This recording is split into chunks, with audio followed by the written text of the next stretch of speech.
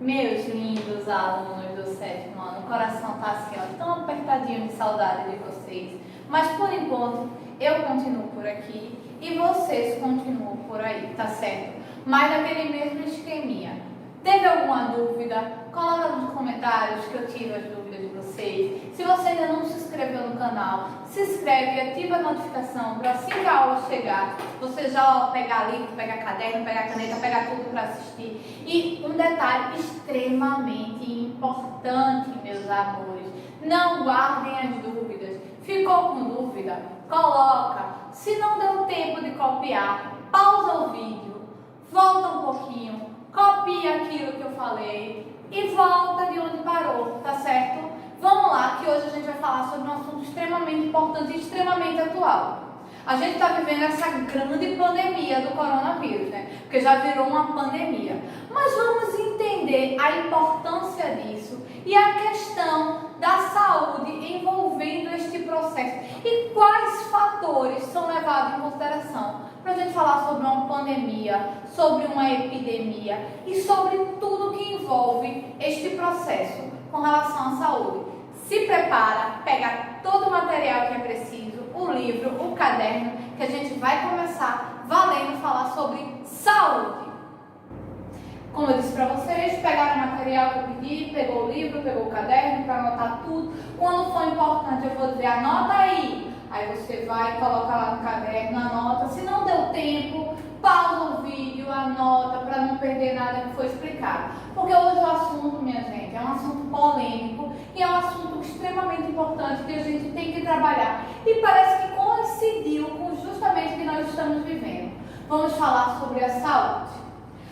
Ultimamente a gente tem ouvido falar muito nesse nome, OMS. Primeira coisa, vocês sabem o que significa OMS? Eu acho que sabem. Se não sabem, coloca aí, OMS copia.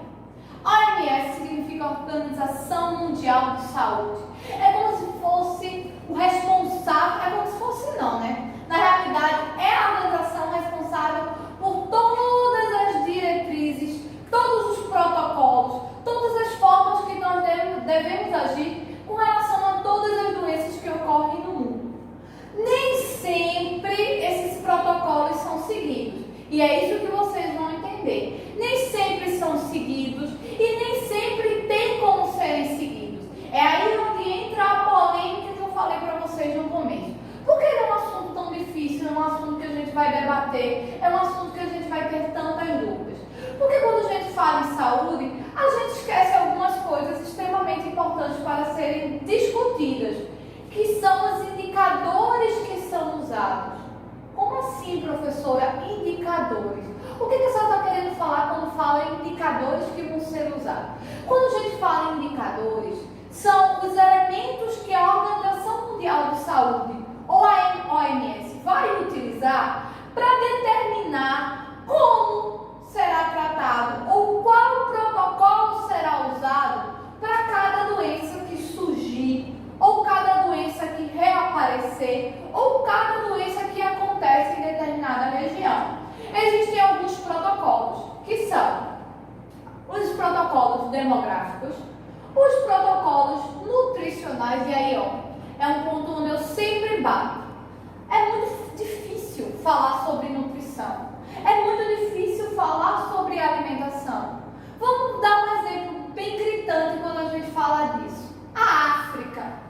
A África é o considerado um país extremamente pobre com relação à sua população, onde existe o maior índice de mortalidade infantil por fome. Vocês sabem o que é uma criança morrer de fome?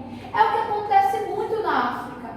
Crianças morrem por ano, milhares, de fome. Tanto é que eu sei, principalmente vocês, meus blogueirinhos de plantão, que seguem outros blogueirinhos famosos que vivem fazendo campanha para visitar a África, para tratar da fome na África. Por isso que eu digo que é muito difícil falar sobre os indicadores. Por que é muito difícil de falar sobre os indicadores?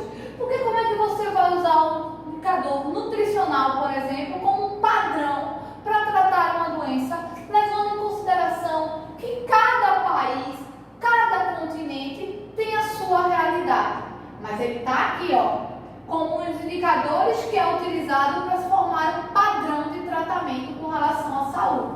Nós temos a mortalidade, ou seja, a quantidade de pessoas que morrem anualmente por conta dessa doença, ou a quantidade de pessoas que contraem essa doença e vêm a morrer. Temos o fator socioeconômico. Para mim, mais um fator que é polêmico, mais um fator que a gente entra numa questão bem complicada. Socioeconômico, a gente vai falar em aquisição, em poder financeiro. E aí eu acho que vocês também são bem capacitados para falar sobre isso. A gente sabe que nem todo mundo tem o mesmo padrão financeiro. E mesma coisa acontece com os países. Por exemplo, eu acho que o professor Rubens podia estar aqui para me ajudar. Mas se eu estiver errado, eu acho que ele vai colocar lá nos comentários. O Brasil é considerado um país de terceiro mundo. Ou seja, o poder socioeconômico do Brasil é baixo. E aí os Estados Unidos é considerado um país de primeiro mundo. Um poder socioeconômico alto. Como é que a gente pode fazer o mesmo padrão de protocolo para cuidar de uma doença quando a gente fala desses dois países? Se eles têm um poder socioeconômico diferente. A gente tem um exemplo agora. Nós estamos vivendo o quê? Uma pandemia. Anota aí o que é pandemia, se vocês não sabem ainda. Pandemia é quando uma doença ela se alastra pelo mundo inteiro. Ou seja, todos os continentes apresentam casos dessa doença, que é o caso do coronavírus. O coronavírus ele já se alastrou pelo mundo inteiro, que é por causa deles que eu estou aqui, vocês estão aí, a gente ainda não está podendo se encontrar pessoalmente. E aí, vamos falar do poder do indicador socioeconômico quando a gente trata disso. Os países eles estão tratando de forma diferente. Eles acabaram usando protocolos diferentes. Por quê? Porque o poder socioeconômico deles é diferente. Países mais ricos adotaram protocolos diferentes dos países mais pobres. Por quê? Porque os países mais ricos têm poder aquisitivo maior do que os mais pobres. Porém, aqui, esse nomezinho que eu falei para vocês, a Organização Mundial de Saúde quer que o padrão seja único, que o protocolo seja único. Por isso que ela usa esses indicadores. Mas como é que a gente pode fazer isso se a gente bate num indicador que é diferente para cada país, que chega a ser diferente também até para cada continente? Até dentro do próprio país é diferente quando se trata em estados. Porque a gente sabe que existem estados que têm verbas maiores do que outros estados. Existem estados que têm apoios que outros estados não têm. Como é que a gente pode trabalhar com um padrão, com um protocolo único? E olhe que ainda faltam mais 2 indicadores, tá? A gente tem o indicador ambiental e esse aí eu nem discuto. Sabe por que eu não discuto? Porque assim, a natureza ela sofre diariamente com as nossas ações. E ela sofre constantemente com a falta de informação que a gente tem com relação a como a gente deve cuidar dela, como a gente deve tratar ela. E isso faz com que esse indicador seja extremamente prejudicado. Porque quando a gente fala em ambiental, a gente busca padrões da natureza bons, mas a gente tem padrões péssimos de natureza que influenciam sim na saúde da população. Porque um ar poluído causa mais doenças virais, porque existem mais vírus alastrados. Isso faz com que a população fique mais doente. Um ar menos poluído traz o que a gente chamaria de uma qualidade de vida melhor. E aí essa qualidade de vida melhor faz o quê? Doenças em menor quantidade, em menor proporção. Dá para entender? Dá para assimilar? Está acompanhando? Copia, se não estiver acompanhando rápido, dá uma pausa, copia, volta, escuta de novo e preste atenção. E olha que a gente ainda nem acabou. O último aqui, qualidade de vida. Quando a gente fala em qualidade de vida, olha mais um fator que vai levantar aquela interrogação. A qualidade de vida é a mesma, por exemplo, para pessoas que moram nas capitais, nas regiões metropolitanas e pessoas que moram na zona rural ou que moram nas favelas sem acesso à rede de esgoto, a tratamento de água. Isso tudo influencia. Apesar de serem indicadores gerais, eles têm que apresentar diferenças que não são vistas e que fazem com que seja criado um protocolo que muitas vezes não serve para todas as cidades, não serve para todos os países. Por quê? Tem que se adequar. Por exemplo, o Brasil ele já tem um protocolo, ele já tem uma organização baseada no padrão da população, que é o que ele usa para seguir ou para tentar combater situações como a que nós estamos vivendo, que é a situação do coronavírus. Ele tem um indicador demográfico, um indicador socioeconômico, um indicador de mortalidade, morbidade e cobertura. Quando a gente fala no indicador de cobertura, é até onde o sistema de saúde consegue abranger, ou até onde o sistema de saúde consegue alcançar a população. E aí, quando a gente fala em sistema de saúde brasileiro, a gente sabe que é um dos mais defasados.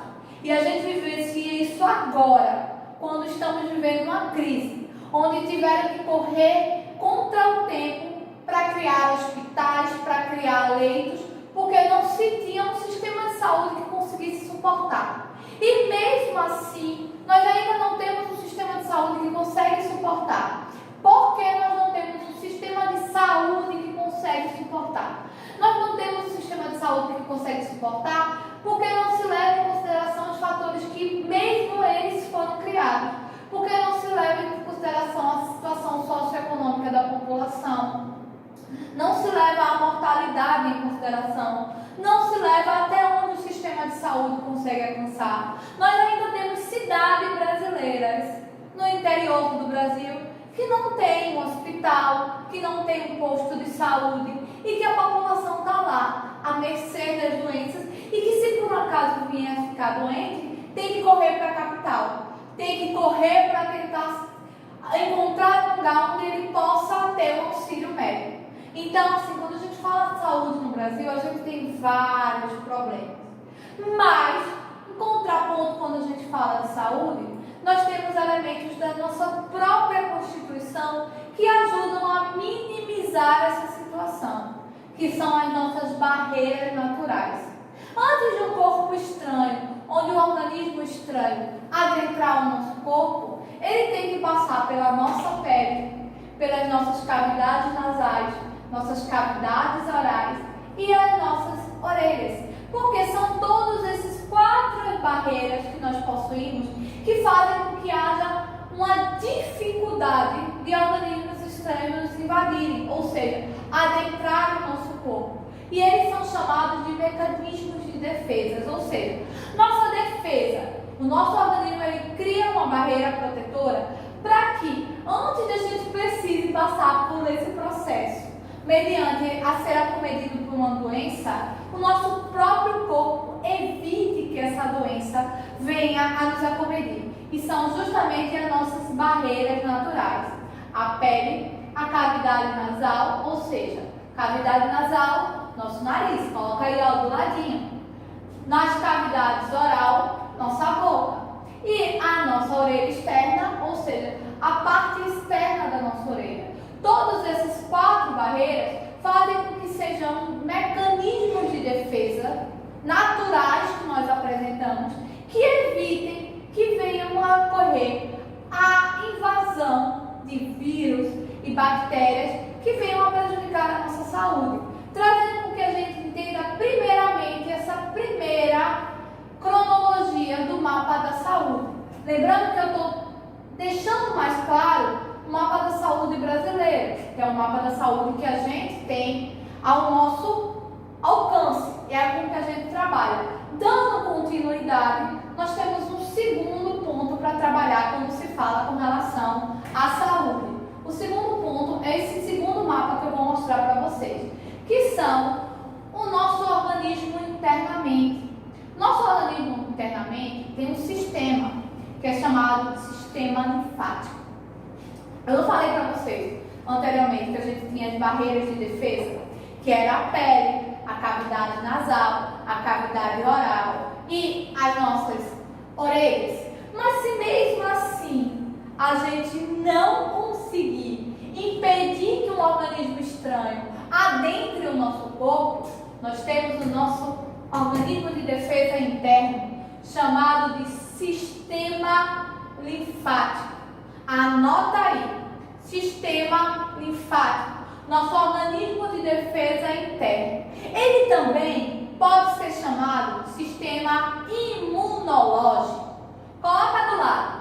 Ou também conhecido como sistema imunológico. Ele é responsável pela defesa do nosso organismo. Ou seja, ele vai proteger o nosso organismo. Ele vai fazer com que, se um corpo estranho adentrou, ele consiga expulsar esse corpo. E ele tem dois órgãos principais, o baço e as linfas, que têm papéis extremamente importantes. Pega o baço, anota aí e vê qual é o papel dele. Ele vai filtrar todo o sangue do nosso organismo. Por que ele vai filtrar todo o sangue?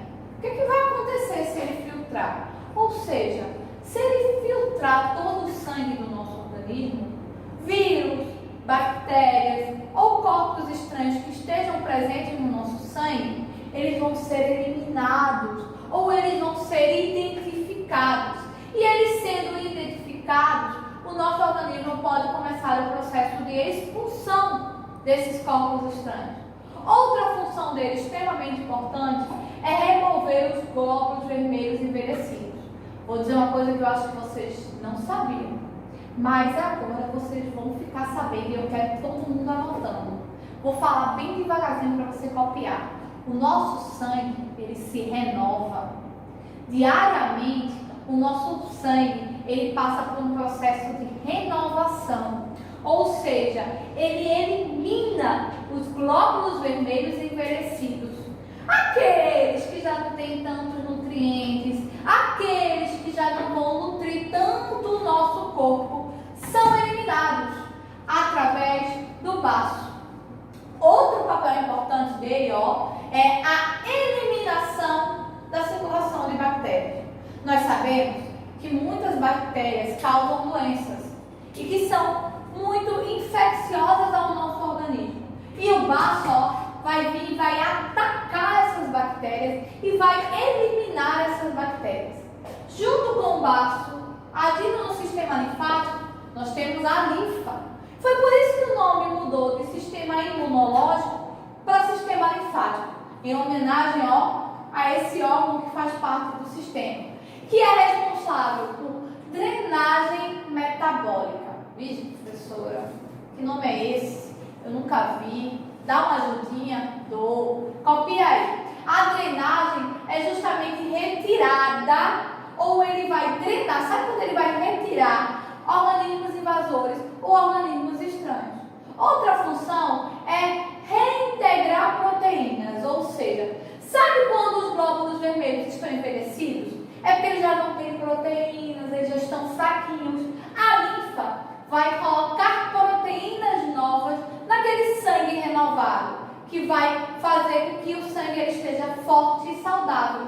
E por fim, ele vai proteger o organismo contra bactérias. Porque qual é a principal função do sistema imunológico? Justamente isso, proteção. Ele é responsável pela nossa saúde, pela nossa defesa contra bactérias, contra vírus, mas atrelado a isso, a gente tem alguns mecanismos de defesa extremamente importantes. Cartão de vacinação é um deles. Nós tomamos vacina na nossa vida inteira, principalmente quando somos bebês. Por quê? Essas vacinas, elas vão ajudar o nosso sistema imunológico contra esses vírus, essas bactérias que já estão presentes no nosso cotidiano e que nós, recém-nascidos, ainda não conhecemos e ainda não criamos mecanismos de defesa. E aí, onde o nosso cartão de vacina entra e onde é extremamente importante. É por isso também que está essa luta tão grande atrás de uma vacina contra essa questão do coronavírus. Por quê? Porque quando se cria a vacina, se cria uma defesa contra esse vírus. E quando se cria uma defesa, o nosso organismo ele está o quê? Ele está protegido. Com isso, nós concluímos o entendimento do que é importante com relação à saúde. Entendemos, discutimos, discordamos de alguns pontos e anotamos os principais. Mas vamos ver muito mais semana que vem. Espero vocês. Meus amores, já sabem, né? Se ficou alguma dúvida, coloca lá nos comentários. Hoje a gente fala um assunto que está no nosso cotidiano, infelizmente. Estamos vivenciando isso. Então, assim, eu acho que deu para ficar mais fácil vocês entenderem como é que está funcionando toda essa loucura que é a pandemia do coronavírus. Mas se mesmo assim ficou uma dúvida, coloca lá nos comentários. Eu vou tirar todas as dúvidas que ficou. Não vai passar nenhuma. Não esquece de se inscrever no canal. Dá aquele like de joinha se gostou. Se não gostou, diga o que foi que não gostou pra gente tentar melhorar. Ativa lá a notificação para quando a aula começar, você já tá lá, ó, sentado com o livro no caderno. E não esquece, semana passada eu deixei uma atividade com vocês. Quero foto nos comentários para eu dar uma olhada nessas atividades feitas, pra gente ver se tá tudo ok, tá? E a gente se encontra na próxima aula.